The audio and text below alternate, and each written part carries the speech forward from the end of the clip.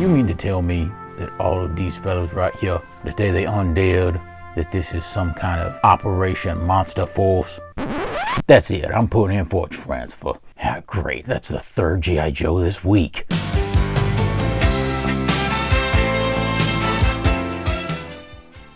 Greetings fanboys and fangirls. Jared here with another video review from Fanboys Forever. And today I have the pleasure of reviewing the first 3 figures in Wave 1 of Big Bad Workshop's brand new line, Operation Monster Force. This is a new line that was developed by Fresh Monkey Fiction. They're the same people that did that great Santa Claus figure that I reviewed a couple years back.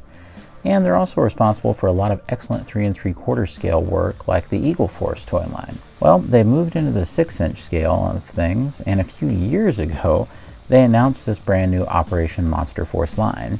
So what exactly is it? It's kind of a mashup between G.I. Joe and monsters. So it really is right up my alley, as I'm a huge fan of both Joe and horror in general. So this was always going to be something that was made with people like me as the audience in mind. So I've always been really excited about it. The one thing is that it's been in development for several years, and of course anytime you have an independent toy company like this who's trying to do kind of a startup of a line, especially in this unconventional way of taking just open pre-orders on Big Bad Toy Store for literal years until it's time to release it, you know it's going to take a little extra time to get everything right and get it ironed out. And indeed, here we finally are. After all this time, they're here. So here's how I'm going to handle the review. Since there are 7 figures in this initial wave, I'm going to do it like this. I'll be doing these first 3 figures. The figures are numbered on the sides of the box. So we have the first 3 in Declan Van Helsing, who is figure number 1. Then we have the Delta Red Urban Operations Trooper, which is figure number 2, and the Delta Red Nocturnal Operations Trooper, which is figure number 3. All 3 of these figures use the same base tooling with some changes for each figure, making them the perfect 3 figures to review together. So with all that out of the way, if you're still here, then I ask that you please consider subscribing. I know that I've had people who have watched for years that probably just never thought to hit that subscribe button, so it really does help me out and encourages me to keep going making videos. Also, don't forget, you can like the video, and that really helps things out, and if you're really appreciative of what I do here, there's always the thanks button. And with all that out of the way, let's begin. I thought it might be fun just to start out with kind of a look at all 3 of these guys just together, so that you can see just how cool that the overall aesthetic really is and how well it works. There's no guarantee that when you do a mashup like this that it's always going to work out like peanut butter and jelly and not sawdust and mayonnaise. You just never really know. And I think a whole lot of it has to do with the overall design philosophy. Kind of the verisimilitude, as Richard Donner used to say, who directed the first 2 Superman movies. In other words, the ability to believe in kind of the reality of the world you've created, even if it's completely impossible. You should be able to look at whatever fictional thing it is and understand its rules and the world that it's coming from. And looking at these 3 guys, I certainly am getting that verisimilitude from these 3. I instantly look at it and I understand the visual language of the urban assault team that we've seen in action movies and G.I. Joe figures for years and years. And in some ways, it's more G.I. Joe Pursuit of Cobra Urban Front than G.I. Joe Classified is, because they certainly have that kind of aesthetic down. And not to mention the people who were behind the scenes to bring these figures to life, having all sorts of experience. So it is really cool to see these guys and kind of start to understand that visual that they have for this world. But it's time to judge these figures on their own merits. So we're just going to go in numerical order with Declan Van Helsing, the latest descendant of the Van Helsing family. Here is the packaging for Declan. You can see we have the Operation Monster Force logo, the Big Bad Toy Store exclusive. On the side, like a book, you actually have number 1 along with the Operation Monster Force logo and the title of the figure. On the back, we have a little write-up about the overall storyline for the line, including a cross-sell for all the other figures. I have no idea why you'd need it, but here is the barcode. So although there's comics and things that are included on the inside flaps of the boxes, Just to put it simply, in a nutshell, Declan Van Helsing here lives in a world that is being conquered by a villain called the Forgotten King, who's kind of an old Egyptian deity of some sort. So against the wishes of his family, he goes to unlock Vault 13, which has Dracula in it, who they vanquished long ago, but they've kept him prisoner. He believes that he can use Dracula's help to create an army that can fight the Forgotten King, to his ability to create zombies. And with that, Declan goes from descendant of supernatural warriors to the leader of a military squad of supernatural vampire soldiers. So yeah, sign me up. So let's definitely go ahead and have a look at some of the sculpting here with Van Helsing. As a character, Van Helsing has been represented in just about every way you can imagine over the years, from this to Master Splinter being Van Helsing for the NECA Ninja Turtles Universal Monsters line. But, you know, there's not really, at this point, something consistent about the Van Helsing character that kind of unites them all together. I suppose the closest thing would be that people tend to visualize Van Helsing with a scar over one of his eyes. At least that seems to be the case, but even that's not consistent. It's a character that is pretty much tabula rasa. He is open to your interpretation, and indeed that's what they've done. Now, of course, this isn't the original Dr. Van Helsing, but this is, of course, the modern descendant of that character. So liberties have definitely been taken. Instead, he's pretty much just a modern soldier.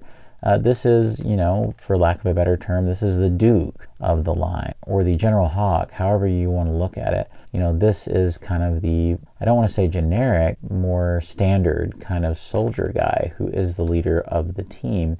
And I think that certainly has its own merit. With the head sculpt, like I said, we have a scar, and there's definitely all sorts of convincing realism about the face sculpt. But it's realistic in a comic booky way, almost like a video game in a way.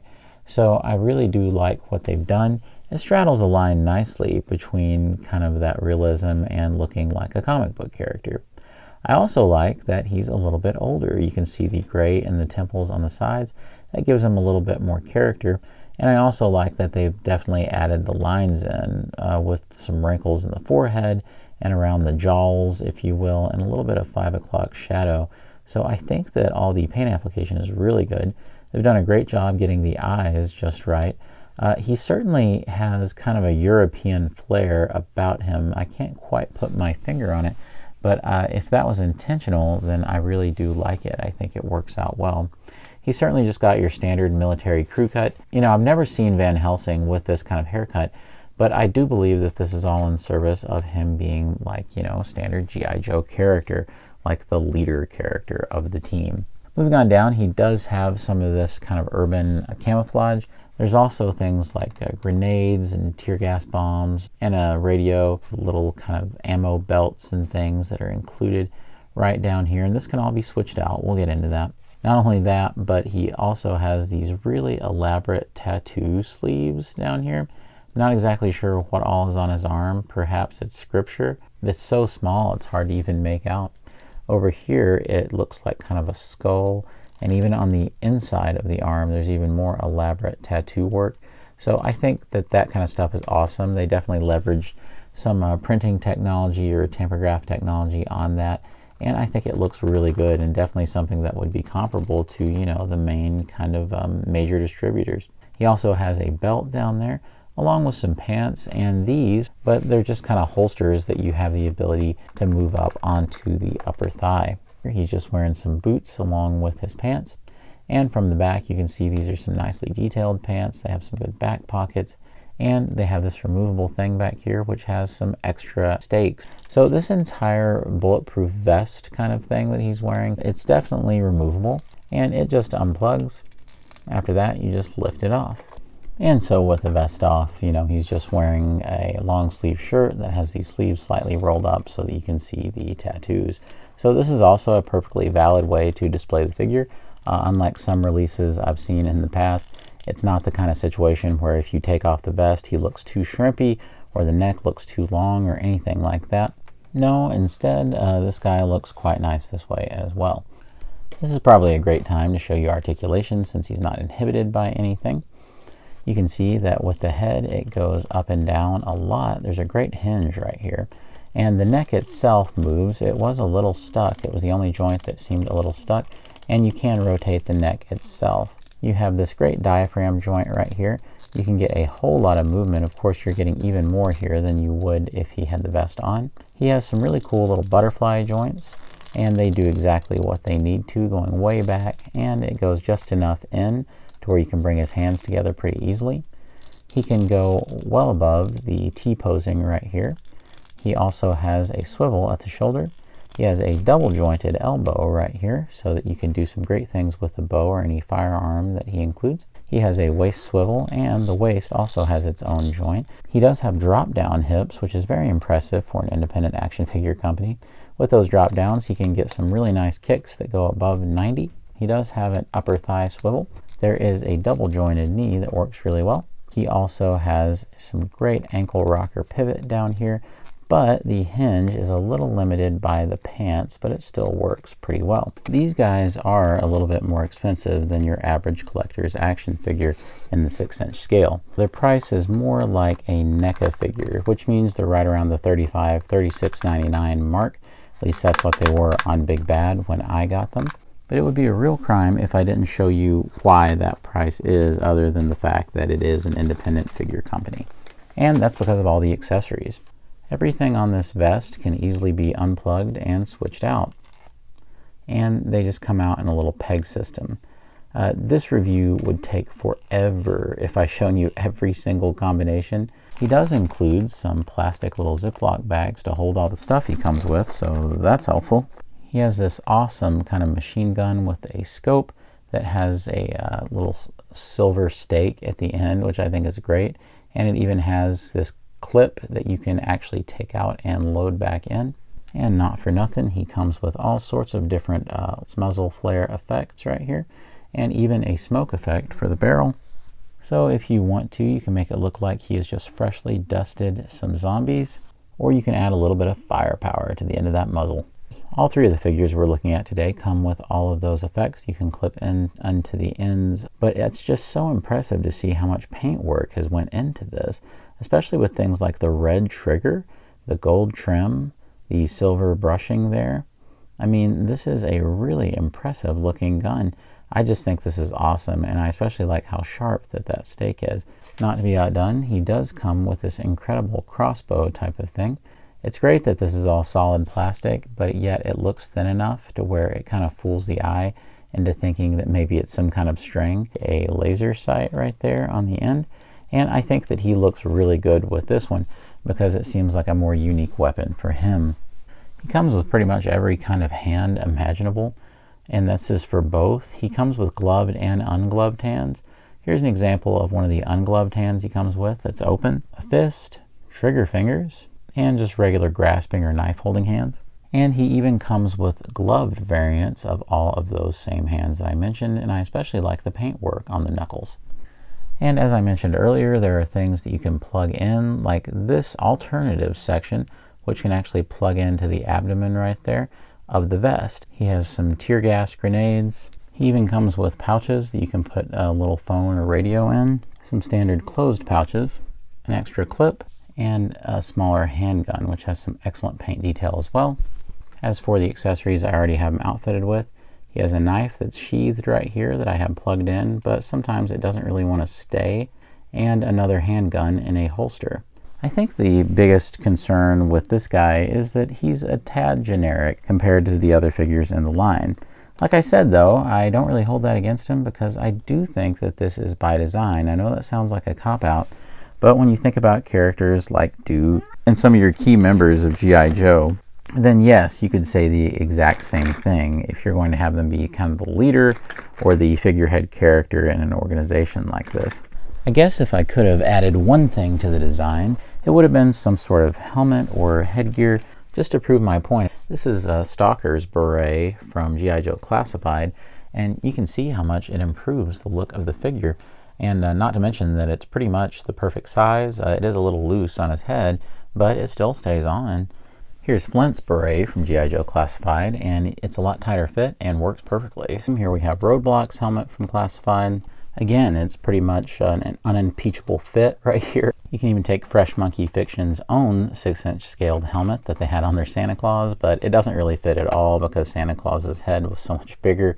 And pretty much any accessory that you have from G.I. Joe Classified, it's going to work with this guy because the scales line up perfectly. And the swaps even extend to the Delta Red figures where they fit perfectly as well.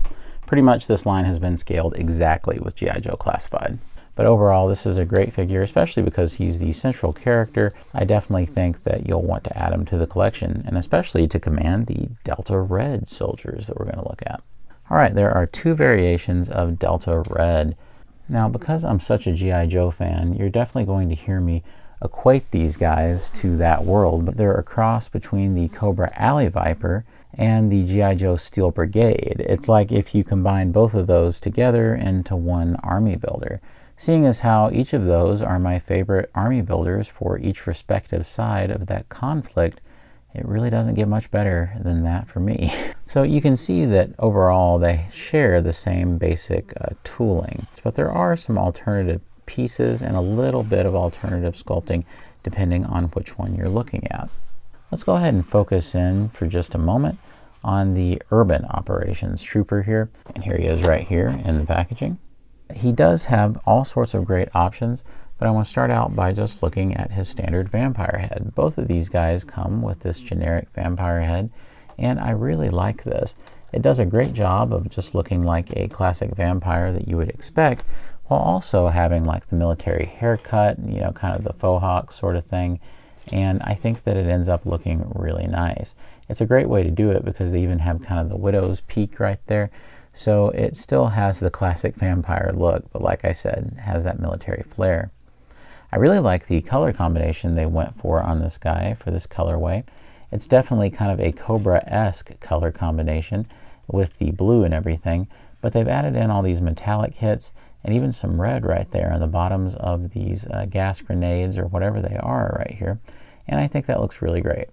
Even on things like the shells down here, it looks really nice to have that little pop of red. And I'm liking the metallics. This is also a good time to mention that they added some knee pads for this guy that was not on Declan Van Helsing. And he has elbow pads that don't inhibit the articulation whatsoever. Speaking of articulation, you won't see me talk about it for this guy because it's exactly the same as Declan because they use the same base bodies. He has a great assortment of alternative heads. And speaking of head switching, this brings me to one of the only negatives about both of these guys. It's that whenever I take the heads off, the neck comes off too. Nothing breaks, of course, but it just tells me that this part should have been a little tighter. I definitely understand that this could be seen maybe as a little goofier and maybe a little past the aesthetic that they're going for here, but I really like it. I think it leans more into that comic book look. I think that it does have kind of a neat vampire look to it as well, with the glaring red eyes and the overall shape. And I like how they've kind of incorporated the vampire kind of hair into the helmet design. It's kind of a neat stylized way of looking at a vampire's face, so I think that's pretty cool. He does come with another alternative head, and that's more of the Cobra Alley Viper style of head, where they have the Monster Force kind of logo on there, but you can actually pull the visor up and you can see that we have a vampire face underneath. I think this is just such a great visual. I absolutely love it. And if you look, he has bullet holes where it's bounced off of the helmet. So I think those are absolutely great. But wait, there's more. He actually comes with this alternative visor. On the sides, you can just take the other one off. And all you have to do is pop these in on the sides. And voila, you have an alternative look. And then you can pull that up and it looks pretty cool. And this is how it looks on the body. It definitely, I guess, is a more subdued look, and I think it probably looks best when it's up a little bit, but if you put it in any other position besides on the face, it kind of looks a little strange, I guess. It's neat. I like the other one a lot better though, because I like for there to be quite a bit of color. There's also a replacement kind of pouch area for this that you can put in. These are really hard to replace though, because sometimes it's hard to push these through the holes in the vest, but you can. Just like Declan, he does have all kinds of alternative pouches you can plug into different spots. And all the same kind of alternative hands that we looked at before, only this time the gloves are painted a little differently. Of course, these guys do include a different style of gun than what we saw with Declan. This one's really cool looking. You can see that there's a clip that's removable. And once again, the paintwork is just so impressive on these. It beats the socks off of pretty much any other mass market work we're getting. Don't forget that he does include some things like little tear gas bombs that can actually plug into a port back here. And up here, there's another port for maybe future accessories and other things you can plug in. He does include 2 handguns. Here's one of them, the smaller one right here. And I really like the kind of cobalt blue that's going on. And he has a larger one here in this holster. So he looks pretty great. As well as figure number 3, the Delta Red Nocturnal Operations Trooper. And here he is in the packaging.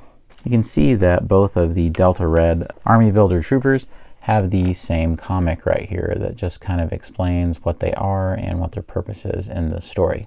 Of course, over here with the Nocturnal Operations version, again, we do have this great Alley Viper style of helmet like from G.I. Joe, but I think that this one has the better color scheme of the two. Even though I enjoy all the bright blues and all that, I think it's this guy that ends up looking a lot more legitimate as kind of a soldier character. I really like how the black kind of interacts with that tan. I think that looks really cool.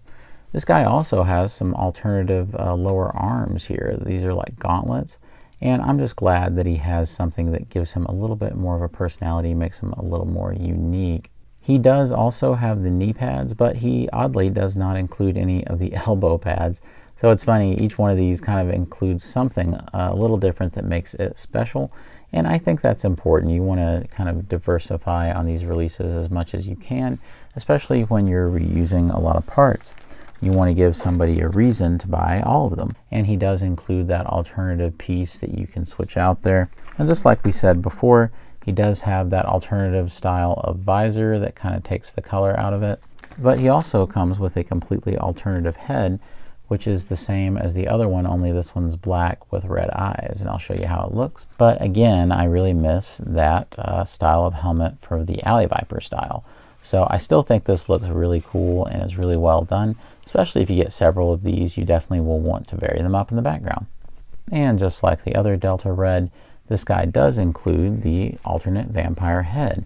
It's the same as the other, painted maybe ever so slightly differently, with this one from the other release maybe being a little bit cooler green and this one being a little more tan. So there is a slight variation there. And of course, all of these come with the same muzzle flares and smoke effects. So one accessory I should really show with all of these guys are their awesome stands. They're completely personalized. Of course, both of these say Delta Red, but that's what they are. And this one says Declan Van Helsing. Not only that though, but you can actually look and see that if you take them off the stand at the bottom, it says Operation Monster Force. And the great thing is that you can actually use these as diorama pieces. Let me show you how. You can totally take these base stands and set them up. You can see that they're even sculpted to do that and look accurate with the 2 little steps that you would see on a gravestone. Now, of course, they do have the pegs in them. I guess that would have been an interesting guy whose name was Operation Monster Force. I guess Operation was first name, Monster middle, and Force last. So a few closing thoughts about these first 3 releases in Operation Monster Force. I have to say I'm very impressed with these guys. I think that they did a stupendous job. There's really very little to complain about. The only issues I had was that the necks sometimes come detached along with the heads when you're trying to swap them out, and that's a simple fix. The only other thing is just a little bit of paint came off of the neck on Declan just while he was in package. But other than that, there's really nothing else to complain about. These guys really are fantastic. And it really just makes me happy to see Big Bad Toy Store, my favorite e-tailer for toys, to get into more of the creative side of toy making. It's awesome that they've kind of allowed this project to happen with Fresh Monkey Fiction, a company that I'm very, very fond of. It's especially impressive because most of the reviews I've seen of these guys have been sponsored. And of course, someday I hope to grow my channel large enough to where I get those same kinds of opportunities. However, you know, mine's not, and I just bought these guys with my own money. And even then, I'm still very, very impressed, just like the reviewers were who were sponsored. So I just think that these guys turned out so well. I will say that probably in order of what I think are the most impressive figures, I would say my favorite is the Nocturnal Operations Delta Red. I just think that he's the coolest and looks the very best out of all of them, and definitely has that G.I. Joe Pursuit of Cobra feel. Then my second favorite would be the Urban Operations variant of Delta Red. And then coming in at a strong, last but certainly not least, is Declan.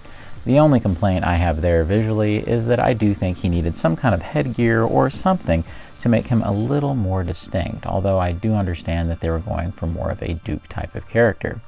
You know, it is interesting to me that this line has been promoted so heavily towards the horror aspect, when in reality, I feel that it's much more of a G.I. Joe type of line that has a horror tinge to it. And especially, you know, with the vampire element and of course the Forgotten King himself, to me, that's what makes the most sense. I also think it's kind of being underplayed how well that these guys truly scale with G.I. Joe Classified. They're exactly the same size, down to helmets and accessories kind of working seamlessly between the two lines. So to me, this is a G.I. Joe Classified adjacent line. And that's very exciting because I really love Classified, and even though there's no way I can get caught up on it at this point, I do really enjoy that line. And so you can easily have, say for instance, a Steel Brigade in the background here, and you would never bat an eye because it just looks like it's from the same world. So to me, that's what really makes these guys special. And of course, speaking from a place of pure honesty, I have no idea of what the potential audience is for something like this. Clearly, I'm the target because I love horror and I love Classified, and to me, both of those things are just a perfect kind of marriage. And it's great because it wasn't even something I was sure that I needed or not, but you know, for me, it clicked right away.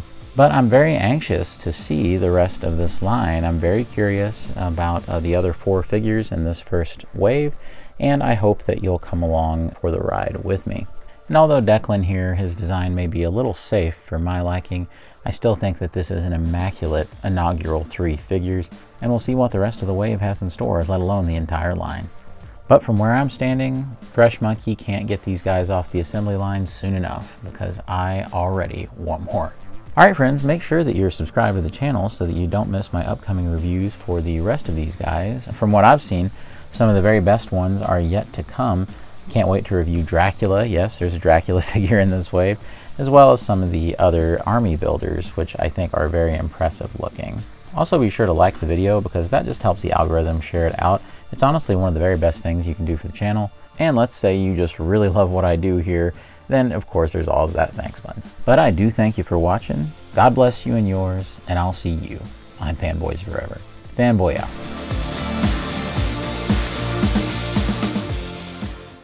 You mean to tell me that this is some kind of Dracula unit? That's it, I'm putting in for a transfer. So you mean to tell me that this is some kind of Dracula squad? That's it, I'm putting in for a transfer. So you mean to tell me all these soldiers are Draculas? That's it, I'm putting in for a transfer. You mean to tell me that all of these fellows right here, that they're the undead, that this is some kind of Operation Monster Force? That's it, I'm putting in for a transfer. Yeah, great, that's the 3rd G.I. Joe this week.